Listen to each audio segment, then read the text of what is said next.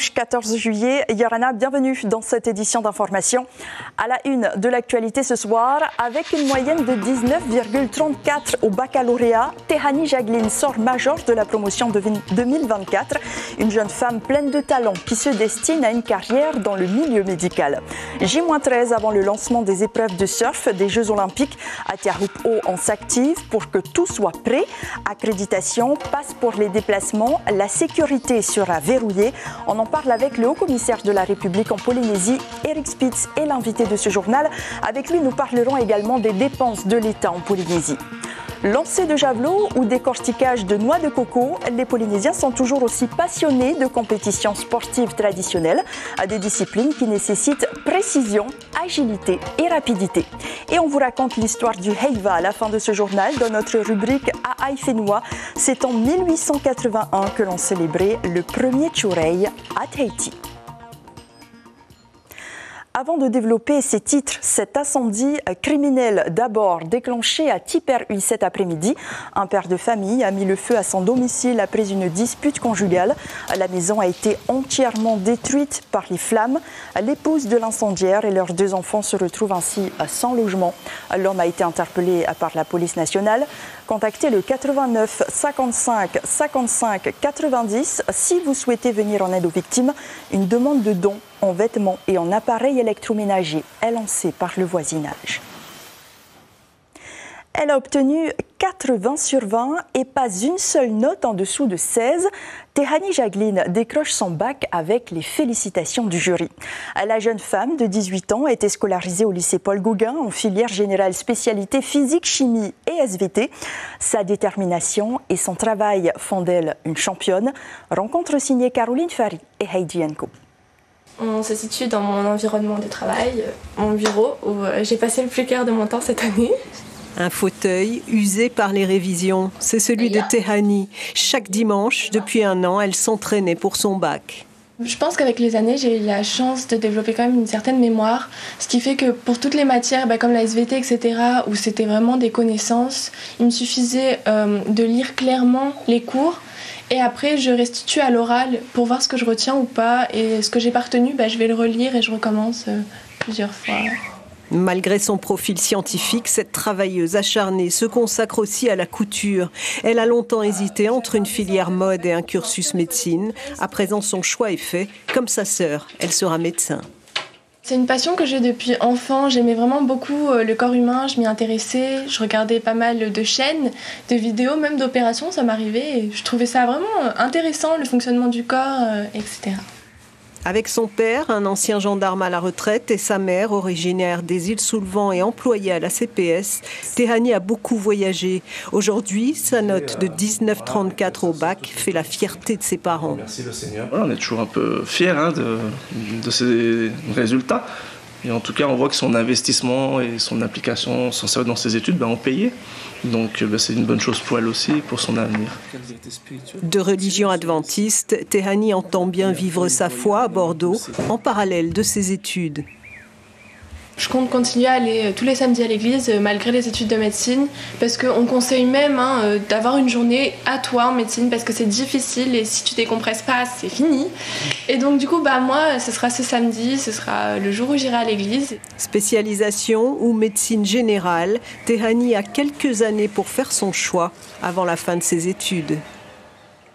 Rappelons que le taux de réussite du premier tour au baccalauréat est en baisse cette année. Il est de 77% contre 85% au niveau national. Il y a de l'agitation à Teahupo'o, rien de plus normal à moins de 2 semaines du début des épreuves des Jeux Olympiques. Mais dans 6 jours, très exactement, il ne sera plus possible de circuler à son aise dans la zone des JO. Habitants, visiteurs, volontaires et organisateurs devront être munis de laissez-passer. Au PK0, on est partagé entre excitation et appréhension. Mérénie Gamblin et Marcel Bonneau. Keanu fait partie des 270 volontaires pour les Jeux Olympiques. Aujourd'hui, il récupère son pass et enfile sa tenue d'apparat. Tout est centralisé ici, au centre des accréditations, ouvert depuis samedi. Comme je viens de sortir d'un bac pro, accueil, du coup j'attends à plus développer ces compétences-là sur les Jeux Olympiques de Paris 2024. Du coup, je profitais de cette occasion pour postuler. Et voilà, aujourd'hui, j'ai eu mon accréditation, j'ai eu ma place. On est loin de la fête populaire de la Shiseido Tahiti Pro. Brissa Hennessy, habituée des compétitions et première surfeuse costaricaine à se qualifier pour les JO, l'a bien remarqué. Dès le 20 juillet, elle devra elle aussi montrer patte blanche. L'accès sera plus restreint. Vous savez, il y aura les fan zones, les amis, la famille et bien sûr les coachs. Je pense que ce sera plus intime, mais je suis sûre que ça va être une expérience extraordinaire. Au PK0, locaux et touristes profitent de ce dernier week-end avant le début des restrictions de circulation. De leur côté, les forains, contraints de déménager côté montagne, se dépêchent de reconstruire leur baraque avant l'ouverture prévue mercredi. À chaque édition de surf, on est toujours là sur la plage. Et à cause des JO, on nous a changé parce que là-bas, ça sera une zone pour le JO, pas pour nous, quoi. Voilà, le pass, il est là. Et avec ce pass-là, on n'a pas le droit d'aller dépasser le pont. Les agents des forces de l'ordre sont prêts, à l'image de la brigade de Tayarapu Ouest avec son nouveau radar et ses 9 agents supplémentaires pour la période des JO. Sécurité renforcée aussi sur l'eau, seuls 24 bateaux officiels seront autorisés dans la zone de compétition. Et nous accueillons tout de suite notre invité, Eric Spitz Yorana. Yorana. Merci d'être sur la première ce soir. Alors, un dispositif de sécurité inédit va être mis en place.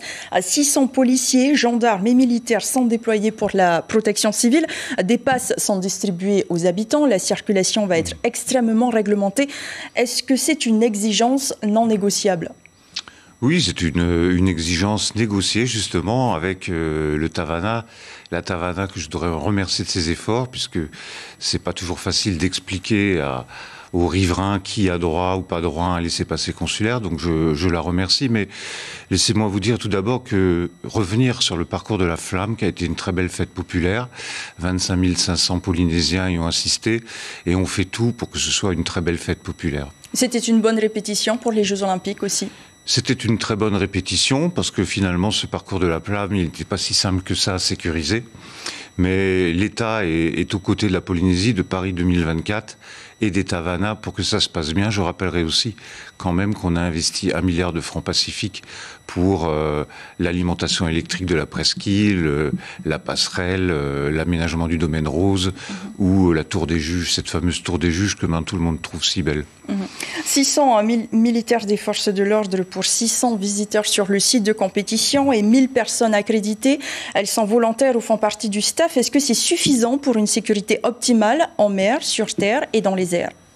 Oui, c'est suffisant. Moi, si vous voulez, on est en Polynésie quand même. Les risques sont quand même moins importants qu'en métropole. Et je ne souhaite pas que la fête soit gâchée par une sécurité trop invasive. On est néanmoins confronté à des risques nouveaux. Je pense à 2 risques. Le premier, c'est le risque cyber. Vous l'avez dit, dans un autre journal, il y a une commune qui a été attaquée. Moi, je dis aux Tavana qui nous regardent aujourd'hui, ou aux chefs d'entreprise, quand vous êtes attaqués, prévenez-nous tout de suite, de manière à ce que l'Agence nationale de sécurité informatique intervienne. Et puis, il y a aussi tout le dispositif de lutte anti-drone, qui est nouveau et qu'on va expérimenter au cours de ces Jeux Olympiques. Il y a aussi les opérations Place Net qui s'inscrivent dans le cadre du plan Zéro délinquance pour lutter contre les trafics de stupéfiants. Elles semblent porter leurs fruits. Est-ce qu'elles seront reconduites au-delà des Jeux Olympiques ? Oui, bien évidemment, elles seront reconduites parce que de toute façon, la lutte contre la drogue est une lutte constante. Moi, je ne fais pas de différence entre les drogues dures et les drogues douces. Ceux qui vendent des drogues douces, c'est pour ramasser de l'argent, pour ensuite vendre des drogues dures. Et elles créent beaucoup de dégâts. Je rappellerai qu'1 tiers des morts sur la route depuis le début de l'année, c'est dû à de la consommation de drogue. Et dans l'Hexagone, maintenant, vous le savez, la situation politique est compliquée. La formation d'un gouvernement pour la France semble pour l'instant une perspective lointaine. Est-ce que cela vous inquiète ? Non, je suis serein. Le président de la République a refusé la démission du gouvernement, donc on a toujours Madame Guévenoux, qui est ministre déléguée à l'Outre-mer, qui a toutes ses compétences réglementaires, son pouvoir de nomination, et ça ne m'inquiète pas plus que ça. En revanche, je me réjouis de vivre et de participer au vivre ensemble et de contribuer au vivre ensemble en Polynésie. Et comme je l'ai dit dans mon discours lors de la fête nationale, la Polynésie pourrait être inspirante pour le reste de la France. Pour la Nouvelle-Calédonie, par exemple ? Par exemple. Donc vous confirmez que malgré la situation politique française donc dans l'Hexagone, les demandes de la Polynésie ne sont pas suspendues. Le pays a toujours un interlocuteur. Le pays a un interlocuteur, bien évidemment. Les dépenses de l'État, maintenant, elles augmentent de près de 11 milliards de francs pacifiques en 2023, soit un montant total de plus de 210 milliards. La moitié est consacrée à la réalisation de projets de compétences du pays. Est-ce que cela veut dire que le pays est encore plus dépendant de l'État? Non, l'État se tient aux côtés de la Polynésie. Il était là quand il y avait besoin de la solidarité nationale lors du Covid. Moi, je note effectivement que ces dépenses ont augmenté de 5,5% en 2023, 5% en 2022.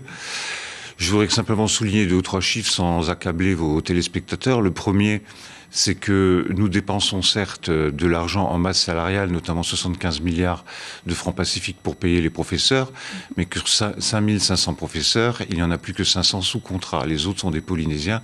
Il en va de même de la fonction publique de l'État qui est constituée à 80-85% de Polynésiens. Le deuxième point, c'est qu'on a créé 2 fonds nouveaux. Le fonds vert qui finance par exemple des programmes de protection des tortues ou l'inscription des îles Marquises au patrimoine mondial de l'UNESCO. Et puis le fonds de transition énergétique, c'est des fonds qui ont été créés en 2023 et qui sont aussi la cause de cette augmentation des dépenses, mais toujours pour le bien de la Polynésie, pour accélérer la transition énergétique. Les dépenses vont encore augmenter cette année, vous l'avez dit lors de votre conférence de presse, en raison notamment du renforcement des moyens militaires. Est-ce que c'est à cause de la guerre qui est aux portes de l'Europe, mais aussi et surtout le contexte géopolitique dans la zone qui l'impose? Non, nous renforçons nos moyens militaires aussi pour le bien de la Polynésie, c'est-à-dire nous remplaçons les 2 vieux patrouilleurs par 2 très jeunes, très performants, et puis nos avions par des Falcons, de manière à avoir un plus grand rayon d'action, de manière à mieux protéger notre zone de pêche, où il n'y a pas eu d'opération de pêche illégale depuis une quinzaine d'années, je tiens à le souligner. Il n'y a pas d'inquiétude à avoir alors en Polynésie? Non, il n'y a pas d'inquiétude. Évidemment, nous sommes au centre d'un jeu géostratégique entre les États-Unis et la Chine, mais nous en profitons. Si Google a décidé d'investir et de câbler, en quelque sorte, d'interconnecter la Polynésie avec tous les autres pays du Pacifique, c'est bien pour éviter que les câbles de Google ne passent que par la mer du Chine lorsqu'ils vont en Asie. Donc nous, on en profite et j'espère bien qu'on pourra mettre en place une stratégie qu'on appelle le Fall of the Sun, c'est-à-dire de profiter de nos 12 heures de décalage horaire avec la métropole pour que des activités puissent être déportées ici. Je rappelle qu'il y a déjà des entreprises ici qui font de la télésurveillance la nuit d'entreprises métropolitaines. Le bilan des dépenses de l'État va justement être édité à 10 000 exemplaires en français et en tahitien. Vous tenez vraiment à ce que les Polynésiens sachent quel est le soutien que l'État apporte à la Polynésie? Mais j'aimerais surtout qu'ils comprennent que l'État, c'est des Polynésiens avant tout. Alors certes, le haut-commissaire ne l'est pas, mais vous savez, je suis alsacien, je ne pourrais pas être préfet en Alsace, ça c'est une règle de la haute fonction publique. Mais sinon, parcourez le haut-commissariat, vous verrez que sur 280 agents, il y en a 260 qui sont polynésiens. C'est important pour vous d'insister oui, pour moi c'est important parce qu'on a toujours l'impression qu'il citoyenneté entre guillemets. Ouais, on a toujours l'impression qu'il y a une espèce de coupure, que l'État est encore étranger.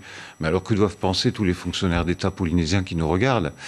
Ils œuvrent au bien de la Polynésie, chacun dans le respect de ses compétences. Pour terminer, la fête nationale a donc été célébrée hier. C'était une surprise pour tout le monde. Ça veut dire qu'à chaque fois que cela tombera un dimanche, elle sera célébrée la veille? Non, j'ai souhaité une fête plus populaire et plus polynésienne. Plus populaire, donc j'ai supprimé le cocktail du haut-commissariat et on a fait la fête avenue Pouvana, au pas où on pouvait danser, boire, manger. Et puis j'ai invité les troupes du EIVA. Il y en 7 ont répondu présentes, ainsi que les Miss, de manière à donner une coloration plus polynésienne. Tout ça, il y avait des contraintes d'agenda. C'est pour ça qu'on l'a fait le 13 juillet, mais je vous rassure, le 14 juillet 2025, c'est un lundi. Et le 14 juillet aura bien lieu le 14 juillet. Il se murmure aussi que cela aurait été trop coûteux de l'organiser ce dimanche, donc cette rumeur est totalement infondée. Tout à fait. Merci beaucoup, Eric Spitz, d'avoir répondu à nos questions ce soir. Et dans l'Hexagone, le défilé de la fête nationale a bien eu lieu ce dimanche sur l'avenue Foch, en format réduit. La thématique de l'olympisme et les armées a été retenue en ce jour un peu spécial, tout comme celle des 80 ans de la libération. Parmi les 4000 militaires des Polynésiens, un détachement du RIMAP Polynésie et un autre du détachement R190 Julien Alain ont paradé devant le chef de l'État. également chef des armées. Et la tradition a été respectée aussi à Ho. Les militaires de la 4e compagnie du RSMA ont défilé aux côtés des acteurs du milieu associatif, culturel et social. C'était ce matin à 11h. Le cortège a démarré devant l'ancienne mairie du village d'Otepa. Un cocktail était offert après le défilé. Sur l'atoll, c'est la fête nationale qui ouvre les festivités du Heivatu Aru. On écoute cette réaction recueillie sur place par Mathieu Alou. On sent que la population a bien intégré la compagnie, qui est là seulement depuis bientôt 2 ans maintenant. Et ça permet de resserrer les liens armée-nation, donc c'est plutôt une belle cérémonie dans un petit village. Quasiment toute la compagnie était présente, on était à peu près 60 sur les rangs ce matin pour participer à la cérémonie de la fête nationale du 14 jours. Cette image maintenant capturée à Tetiaroa. La saison 2023-2024 de ponte des tortues vertes est exceptionnelle, relate Temanao Temoana. L'association recense 1400 montées de tortues sur l'atoll pour 441 nids. C'est un record. Elle estime à près de 35 000 le nombre de naissances de reptiles sur les plages de Tetiaroa. Et un peu plus loin, Moorea a une nouvelle ambassadrice. Leimoana Buchan a été élue Miss Aimehonui au terme d'une soirée électrique organisée à la salle Omnisport de Afreitu. 500 personnes ont participé à la première édition de cette élection, placée sous le thème des révoltés de la Bounty. La jeune femme a 18 ans et est originaire de Popo. On l'écoute, elle répond à Gilles Tautou. Je suis très fière de moi d'être arrivée jusqu'ici. C'est beaucoup d'émotions, surtout en voyant la fierté dans les yeux de ma famille. C'est beaucoup d'émotions, beaucoup de fierté pour moi-même. Et je suis très fière aussi des autres candidates qui m'ont accompagnée durant toute cette aventure. Je suis très heureuse de l'avoir décrochée et je représenterai au mieux ma population. Mahiau Apa et Laye Ikawei ont respectivement décroché le titre de première et deuxième dauphine. Et il y avait de l'ambiance aussi à Mataya pour la dernière journée des épreuves du Heivav à Mataina. Elle était consacrée cet après-midi aux compétitions de Va'atauati, des courses traditionnelles uniques au monde qui ont lieu une fois par an. Les plus grandes équipes n'ont pas manqué le rendez-vous. Résumé des courses des catégories senior hommes et dames avec Ar-Ihwetif Afana et Patrick Sing Sing. C'est le rendez-vous incontournable qui allie culture et performance. La pirogue à 16 places requiert une synchronisation parfaite du coup de rame. Shelv A et EDTV A se rendent coup pour coup. Et à ce jeu, Shelv A est le plus fort. On voulait faire un petit break. Hein. Du coup, quand on faisait le break, ils venaient s'adosser sur notre A pour ne pas nous laisser partir. Hein. Mais sinon, non, tout s'est bien passé dans la course. On a vraiment ramé économiquement et merci à tous les copains. Hein. On fait un beau travail. Chez les dames, la combinaison gagnante est signée Ihilani, renforcée par Iloha Eishen et Natia Hissomers. L'équipe s'adjuge vainqueur, suivie de très près par Rua Hatu. En fonction des poids des filles, il a fallu équilibrer tout et puis avoir cette cohésion. Et puis hier, dès le premier test, on a eu un bon feeling. Puisqu'il est interdit de suivre la course sur le plan d'eau, les encouragements se font du bord. Et donner de la voix pour son équipe favorite est sans limite. C'est aussi ça, le Heivav A. On dit Heiva, c'est plus folklorique. Normalement, tous les rameurs et rameuses doivent venir ici comme pour s'amuser un peu. C'est carrément pas pareil que les autres courses. Hein. C'est plus culturel. Bon, après, quand tu es dans un club, tu as des coachs qui sont toujours là tous les jours, donc tu as envie de donner, que tes enfants donnent le mieux d'eux-mêmes, hein, pour que nos coachs de toute l'année, ils sont là pas derrière nos enfants, soient contents. Hein. Le Heivav A n'a pas perdu de sa popularité puisque cette année encore, l'événement a réuni plus de 1000 rameurs amateurs et professionnels. Les cavaliers de l'hippodrome ont eux aussi fêté le 14 juillet. 2 courses en pario étaient organisées sur les 5 du jour pour célébrer la fête nationale. Les chevaux de Tahiti, mais aussi de Moorea, Rurutu, Tupu'ei et Rangiroa étaient de la partie. Les parieurs et les passionnés n'ont pas raté le rendez-vous. C'était aussi votre unique chance de pouvoir admirer les compétitions du Heivatu Aru Maohi. Elles se sont achevées ce dimanche au parc Veirei. En lancer de javelot et en décortiquage de coco, les athlètes de Ana et de Moorea ont désormais leur nom inscrit dans le palmarès. Heyar Itahiata et Jérôme Lee. La concentration est de mise pour atteindre la noix de coco à 9,50 m au-dessus du sol. Pour cette épreuve appelée le Patia Ei, les participants sont répartis en équipes de 3 avec 10 javelots chacun. Aujourd'hui, c'est celui qui lancera le plus haut du coco. Les lances qui sont en dessous ne seront pas cotées, sauf s'ils sont de la même équipe. Celui qui met le plus haut, ce sera le Eito, quoi. Et à ce jeu, c'est encore une fois les redoutables lanceurs de Anna qui s'imposent. Je peux dire que l'entraînement a payé. Depuis le mois de février, on s'entraîne tous les dimanches quand le temps le permet.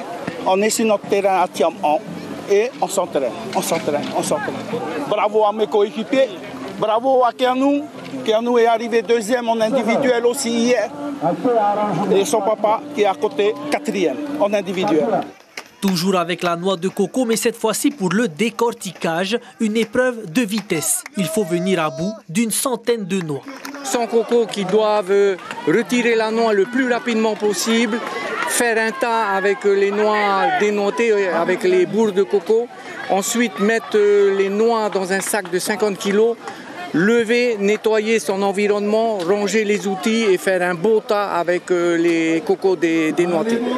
La concurrence a été rude avec les athlètes de Rimatara et Maupiti, mais c'est finalement les deux frères Temauri de Moorea qui s'imposent encore une fois. On s'est préparé que 3 fois. Après, voilà, c'est le mental, il a toujours le mental pour le finish. Après, nous tous, on est forts. Il faut juste avoir le mental jusqu'au bout. Qu'est-ce qui explique que vous êtes plus rapide que les autres? C'est l'éducation du papa. Je remercie beaucoup mon papa. La transmission intergénérationnelle, c'est ce qui permet à ces disciplines disputées exclusivement par les locaux de perdurer dans le temps.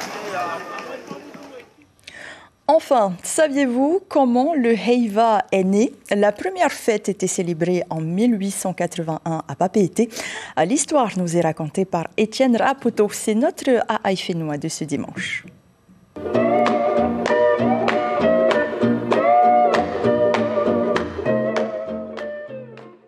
Les fêtes du Tiurai, des mots qui n'ont pas encore disparu de notre vocabulaire. Il faut savoir en effet que c'est en 1881 que l'on célèbre pour la première fois cette fête nationale à Tahiti.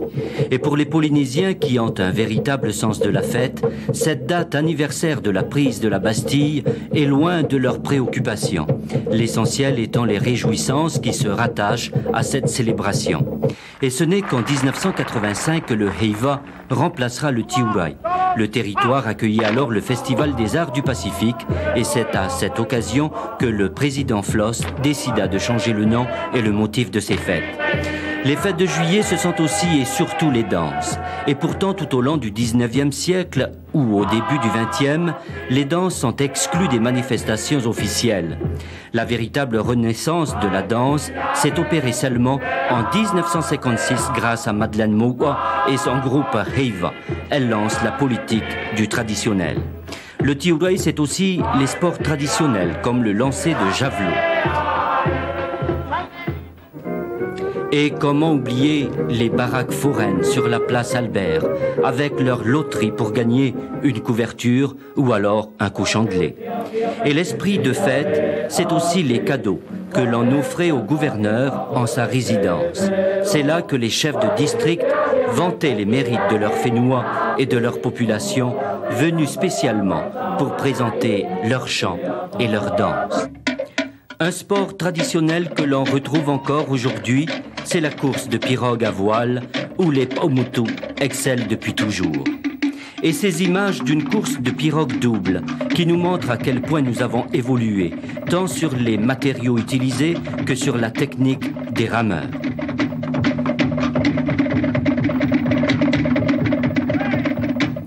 On ne pourra que regretter par contre la disparition dans nos fêtes du Heiva des pirogues fleuries qui faisaient l'admiration des spectateurs et la fierté des participants au concours. Nous sommes arrivés au terme de ce journal. Voici l'information principale de ce 14 juillet. Dans 6 jours, très exactement, débutent les débuts des entraînements officiels. Il ne sera donc plus possible de circuler à son aise à Tiahupo. Les règles de sécurité vont être appliquées sur place. On s'active dans les préparatifs à moins de 2 semaines du lancement des Jeux Olympiques.